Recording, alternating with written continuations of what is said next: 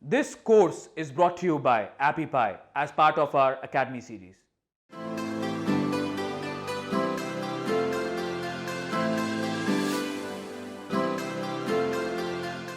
Once you have your Google Ads account set up, you can do a lot of things, and it should look like this for you when you log in.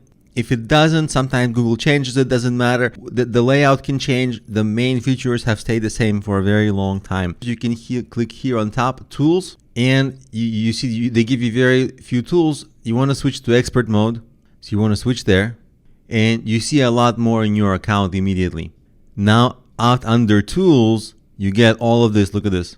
A lot of stuff. You get the keyword planner, performance planner. You get a lot of little features that you can work with. You'll be able to connect this to your analytics, track conversion, search attribution. These are all really useful things.